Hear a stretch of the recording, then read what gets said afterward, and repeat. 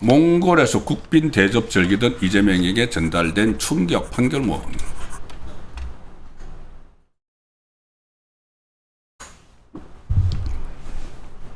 저도 청와대 출입을 한 10년 동안 했습니다. 10년 청와대 출입기자 하면서 해외를 한 수십 번 나갔습니다.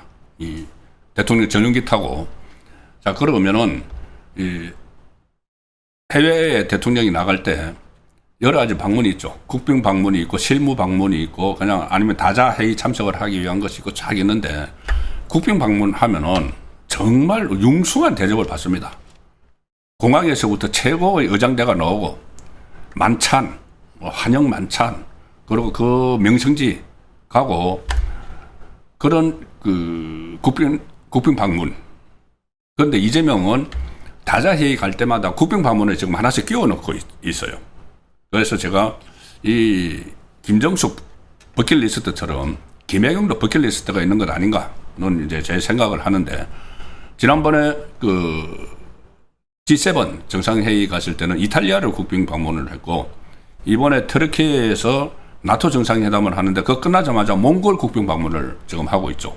그래서 몽골에서 뭐 이런저런 융숭한 대접을 받는 그런 이제 기사들이 들어오고 있는데, 근데 그 상황에서 오늘 판결이 하나 나왔는데 아마 상당히 충격을 받을지 않았나 싶습니다. 뭐냐면은 이재명이 다시 김성태 리스크에 시달리게 됐다. 그 전 쌍방울 회장 김성태. 그 전에 이제 김성태에 대해서 이재명이 완전히 이 거리두기 정도를 하는 게 아니라 완전히 혐오를 하는 그런 발언들을 했죠. 무슨 뭐 그런 그 악덕 고리 대검업자 조폭하고 내가 무슨 인연을 맺었겠느냐, 말도 안 된다 막 그렇게 했는데, 실제로는 여러 가지 인연이 있었죠. 최근에만 해도 김성태 리스크가 하나 있었습니다. 뭐냐면은 쪼개기 후원금 의혹 사건. 거기에 대해서 김성태가 이하영의 부탁을 받고 이재명 대선에 출마하는 이재명을 위해서 쌍방울 그룹 그 임원들에게 쪼개기 후원금을 주도록 했다. 그래서 김성태가 500만 원 벌금 유죄가 나왔죠. 그러면은 후원금을 쪼개기해서 준 김성태는 유죄인데 그 후원금을 받은 이재명은 수사도 안 받고 있죠. 기소도 안 되고 수사도 안 받고 있습니다. 이거 나중에 수사 받아야 됩니다. 어제 그 대법원에서 그런 판결, 그 윤석열 전 대통령 유죄 판결 내리면서 그런 이야기 했죠. 현직 대통령도 불소추 특권은 있지만은 불수사, 그러니까 수사를 안 받을 특권은 없다. 수사는 받아야 된다. 이재명도 수사 받아야죠. 한 사람은 지금 준 사람이 벌금 500만 원 유죄를 받았는데 받은 사람이 아무것도 처벌 안 받으면 그게 공정사회가 아니죠. 자, 그것 때문에 김성태가 김성태 리스크가 이재명을 이제 다시 덮치는 게 있는데, 그것보다 이게 굉장히 큽니다. 그거는 어떻게 보면은 격가지고, 무엇보다 지금 이재명 목줄을 쥐고 있는 것은 대북송금 사건이죠. 대북송금 사건. 그거 먼저 없애기 위해서 뭐 이하영이 뭐 해유를 받아서 뭐 술 연호 파티가 있었다, 뭐 별 것을 다 하지 않습니까? 대북송금 없애기 위해서. 대북송금 사건. 재판 중에서 제일 무서우니까는. 그거는 나중에 그 자리에서 내려와가지고 재판 받으면은 특가법상 그 제3자 뇌물죄이기 때문에 최소 징역 10년 이상, 무기징역까지도 살 수 있다. 그때 검찰에서 그런 이야기 나왔죠. 그러니까 이것을 무조건 없애려고 하는데 그 대북송금의 핵심 키맨이 김성태인 겁니다. 그런데 그 전에 김성태 뭐 조폭이니 막 그런 이야기를 했는데, 그 김성태가 지금 이재명을 다시 덮치고 있는 상황이 하나 벌어지고 있습니다. 자, 일단 전제를 상황을 말씀드리면은 김성태가 1919년 경기도가 북한 스마트폰 지원 사업비를 조율했던 500만 달러, 그리고 경기도지사 이재명의 북한 방문 비용 300만 달러를 대신 지급한 혐의로 기소가 됐는데, 김성태가 2번 기소가 됐습니다.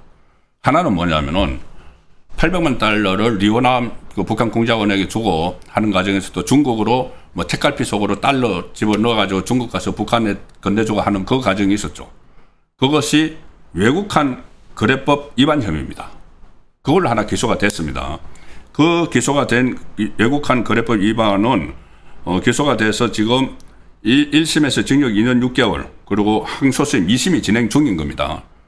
그런데 검찰이 또 하나를 기소를 했습니다. 이거는 외국한 관리법 위반이고 이 두 번째 기소한 것은 그 북한으로 돈 준 것이 이재명을 위한 제3자 뇌물죄에 해당한다 해서 뇌물 공여 혐의. 자, 이제 돈은 800만 달러가 갔는데 하나의 기소 하나 재판은 이 외국한 관리법 위반. 돈 막 한치기해서 막 보냈으니까 또 하나는 그 돈을 보낸 이유가 이재명 방북 비용을 위한 거다. 그러니까 제3자 뇌물 공여. 이 두 가지입니다. 그런데 저 앞에 거 외국한 관리법은 지금 2심이 진행 중이라고 말씀드렸죠. 그런데 이 제3자 뇌물죄를 지난번에 2월 달에 수원지법 형사 11부에서 이거를 공소 기각을 해버렸습니다. 공소 기각이라는 게 이것은 재판거리가 안 돼 하고 빼버린 거죠.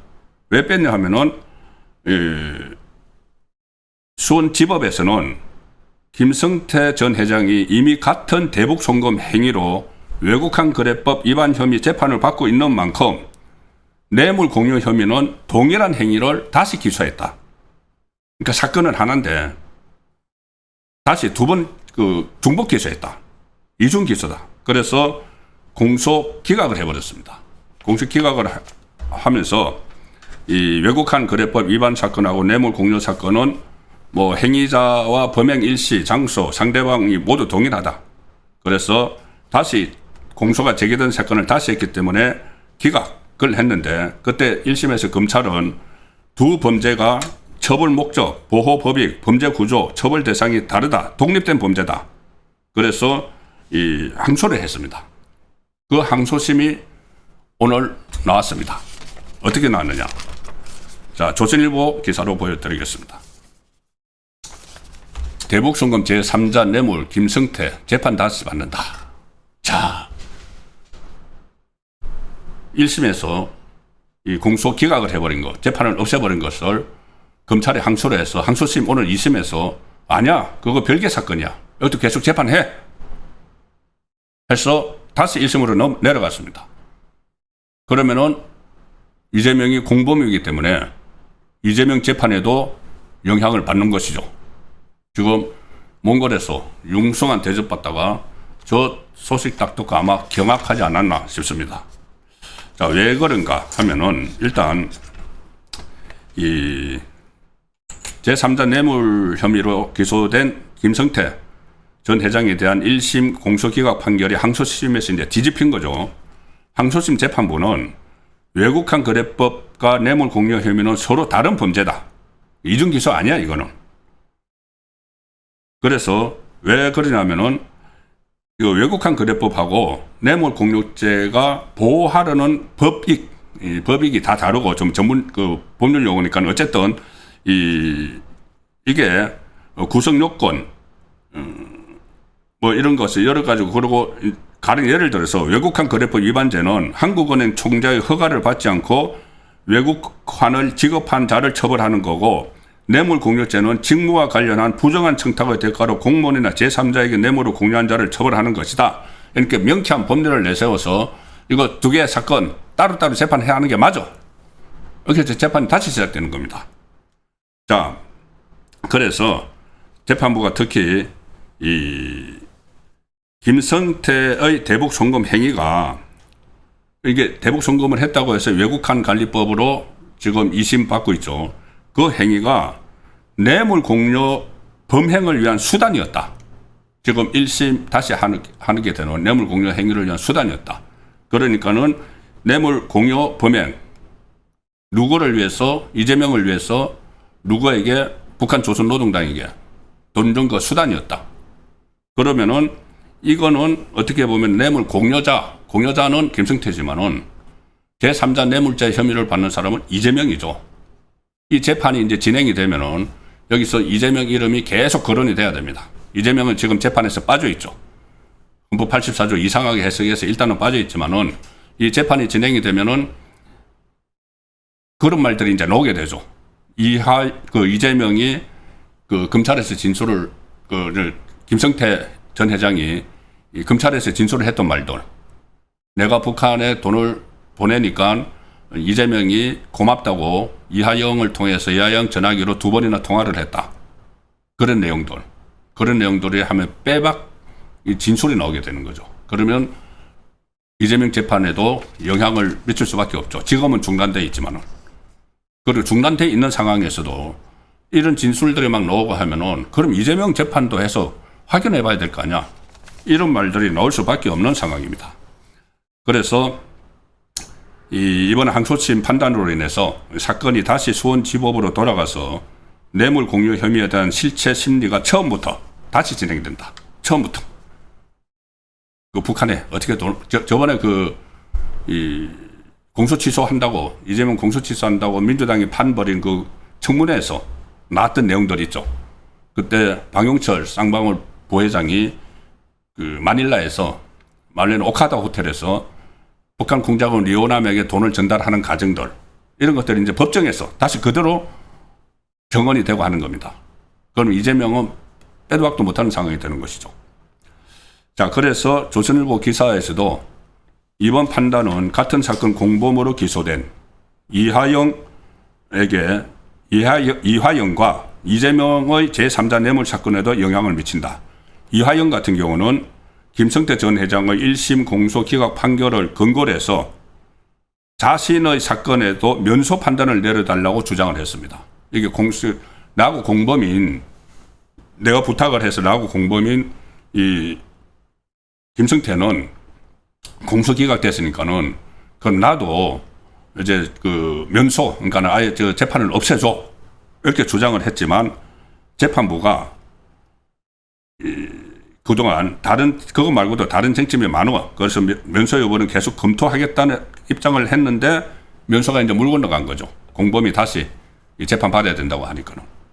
그리고 이재명의 제3자 뇌물 사건 역시 같은 법리가 적용될 가능성이 고려된다. 뭐냐면은 김성태의 대북 송금 행위가 뇌물 공여 범행을 위한 수단이었다. 이 이야기죠. 그래서 이재명을 위해서 대신 북한 조선 노동당 쪽에 돈을 건넸다. 이것이 이재명 재판에도 그대로 적용이 되겠죠. 다만 이제 이재명 재판이 중단된 상태인데 재개가 되면은 이재명도 어떤 빠져나갈 수 있는 그 구멍이 거의 없어져 버렸다는 이야기입니다. 그러면은 재판만 재개가 되면은 특가법상 뇌물죄로 엄청난 형량이 나올 수 있는 것이죠. 이러니까 이재명이 어떻게 하든 이 공소 취소를 해서 빠져나가려고 여러 가지 수단을 구사를 하고 있지만 결국 언젠가는 이제 재판이 재개가 될 것이고 그 재판 재개가 지금 좌파에서 내전이 벌어지고 있는데 그 내전 결과에 따라서 이재명이 재판 재개를 해야 된다는 요구가 좌파 안에서부터 나올 가능성이 저는 있다고 봅니다. 물론 지금 현재 상황에서는 김민석하고 정청래, 당권을 누가 잡느냐에 따라서 다른데 이 정청래가 좀 소외되고 고립되는 상황이죠. 김어준도 등을 돌려버리고 그래서 고립되는 상황이지만은 그래도 만약에 정청래가 된다면은 뭐 재판 재개든 탄핵이든 뭔가 변화가 좀 생길 수밖에 없는 상황이 되고 있습니다. 내전을 보면은. 그리고 김민석이 된다고 하더라도 내후년 총선 전국에 들어가면은 이것이 김민석이 만약에 당권을 잡고 있을 때 총선에서 질 정도로 이재명의 지지율이 떨어지고 상황이 악화되어 있는데 끝까지 이재명 보호를 할까? 그것은 의문이죠.